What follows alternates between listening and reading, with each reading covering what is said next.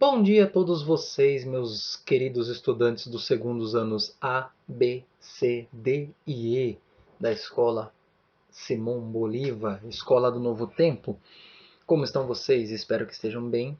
E essa é minha primeira tentativa de gravação de videoaula para vocês. Espero que vocês gostem. E como nós viemos trabalhando no nosso Google Classroom, vamos continuar nosso tema. Na verdade, eu vou retomar o que eu tinha colocado no nosso antigo modelo de Classroom e estamos trazendo para esse novo modelo de classes agora. Uma videoaula, uma tentativa de videoaula gravada por mim. Nosso tema é o ouro e diamantes no Brasil, a descoberta do ouro aqui no Brasil. Eu coloquei alguns vídeos para vocês do da Débora Aladim, também do um canal sobre Enem, sobre a situação de como foi a descoberta do ouro no Brasil. Mas vamos fazer uma pequena recapitulação do que foi a descoberta do Brasil. Em primeiro lugar, em 1500, mais precisamente dia 22 de abril, né, foi a data em que Pedro Álvares Cabral chegou ao Brasil a bordo de suas caravelas, né, da sua frota, que tinha destino principal à Índia, mas eles acabaram mudando um pouco o curso vindo para cá, descobriram o Brasil, acharam o Brasil, isso varia de acordo com o historiador, e a partir desse momento, a partir dessa data, esse pedaço da América, como era chamado apenas, né, ou como viria a ser chamado após as cartas de Américo Vespúcio, se tornaria o Brasil. Não foi chamado de Brasil logo de cara, foi chamado de Ilha de Veracruz, porque Cabral achou que era uma ilha, depois navegando pela costa, subindo um pouco a região de onde ele chegou, descobriu-se que era grande demais para ser uma ilha e batizou-a de Terra de Santa Cruz. Depois, com o passar do tempo, o desinteresse da coroa se fez notório porque não encontraram ouro o suficiente aqui no Brasil. Não quer dizer que eles não encontraram ouro. Eles até encontraram ouro, mas eram pequeníssimas quantidades. Ouro de aluvião, aquele ouro que você garimpa à beira dos rios. E como pequenas quantidades não eram interessantes para a economia de Portugal, visto que a Espanha, nas suas terras ali na atual América Central, e inclusive aqui depois na região dos Andes, descobriu enormes quantidades de ouro e prata, para Portugal isso era desinteressante. Então o Brasil ficou basicamente com a de pau-brasil, que era uma madeira muito cara naquela época. Então eles aproveitaram que tinha uma enorme quantidade aqui e fizeram essa extração.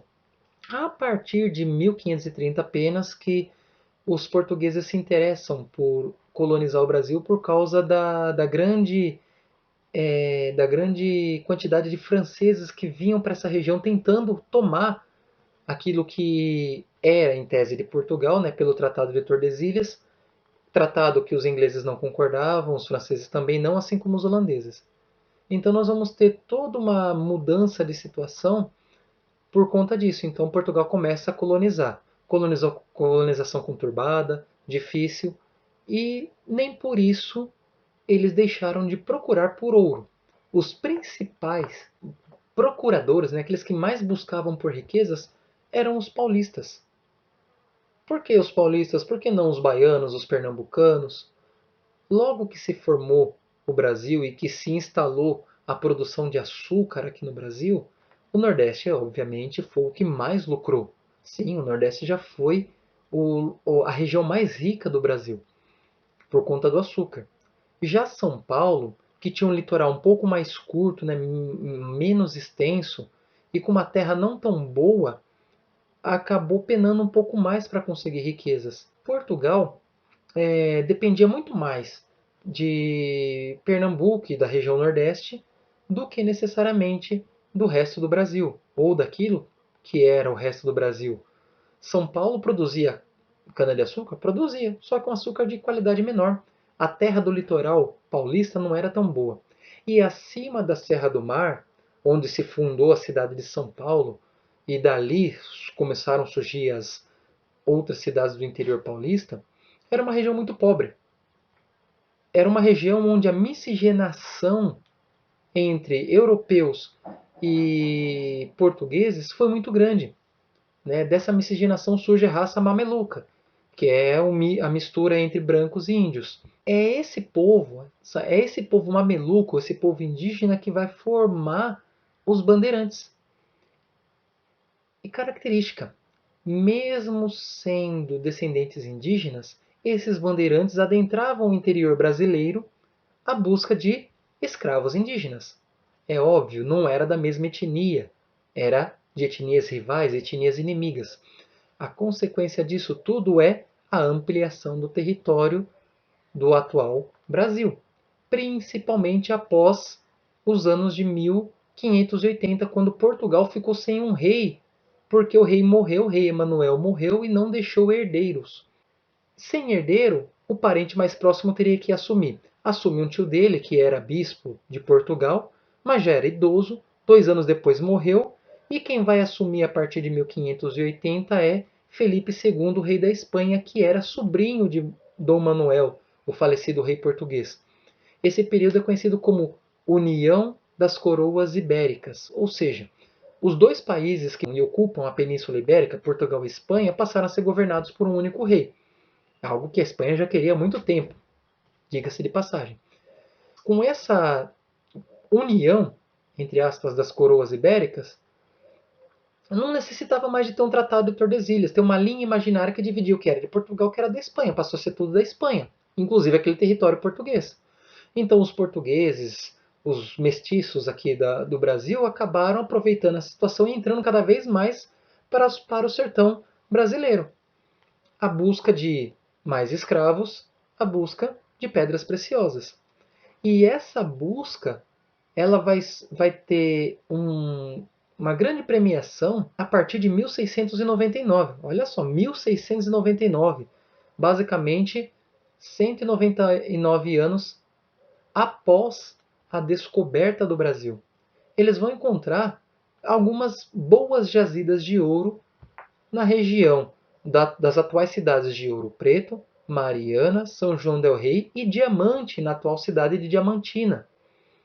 Tudo isso lá em Minas Gerais.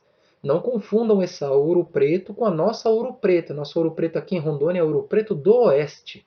A Ouro Preto, vamos dizer assim, oficial, está em Minas Gerais.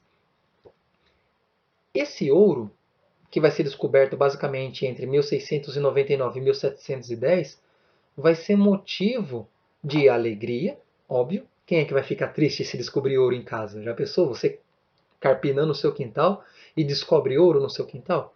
Você vai ficar feliz? Vai ficar triste, aliás? Vai ficar feliz pra caramba. E se duvidar, não vai querer que ninguém saiba para não ter concorrência. Tô certo ou tô errado? É aí que entra a questão dos paulistas. Eles queriam um ouro descoberto só para eles. Olha só que coisa, né? Já pensou? Guardar tudo aquilo para eles? A questão é a seguinte: você conseguiria manter esse segredo a salvo por muito tempo?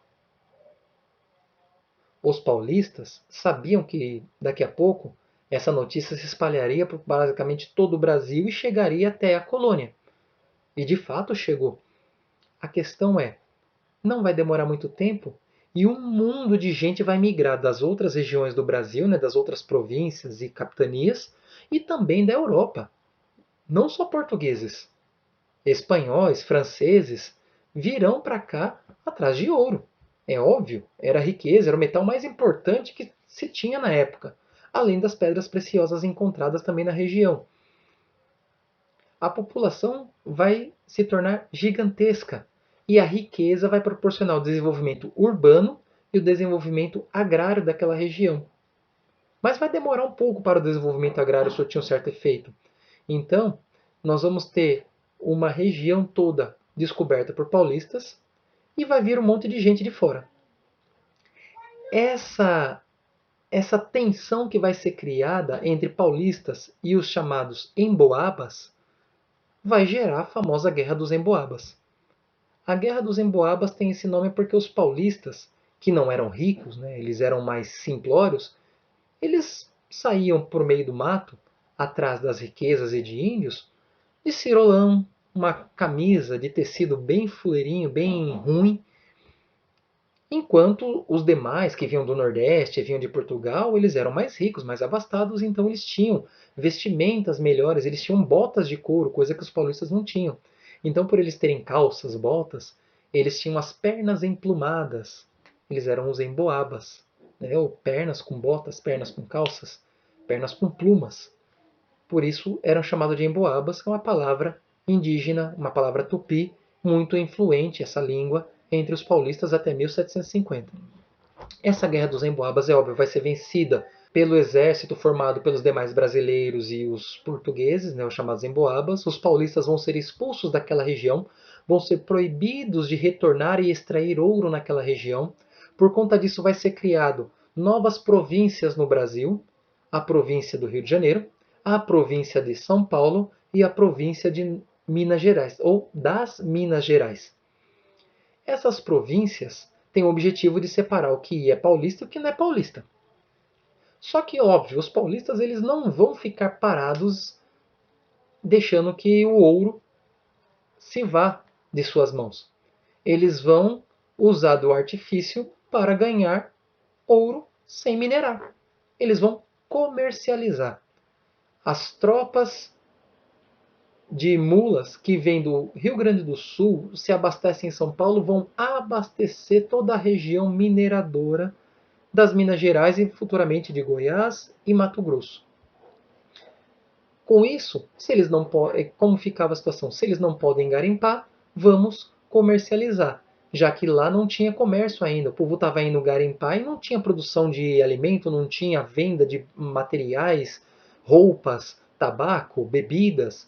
Então, quem ia fazer isso? Os paulistas se encarregaram de fazer isso. Na próxima aula, nós vamos continuar aqui das Estradas Reais e nós vamos falar de uma curiosidade. Você já ouviu falar de Santo do Pauoco?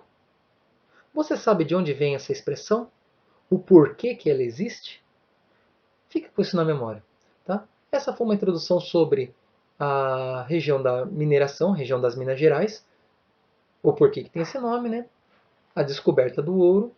E na próxima aula nós vamos continuar um pouquinho, falar dessas estradas reais, falar sobre os impostos, falar sobre as casas de fundição e vamos também tentar introduzir na próxima aula a respeito das revoltas que vão acontecer no Brasil por conta da tributação do ouro. Ok? Abraço para vocês, assistam o vídeo.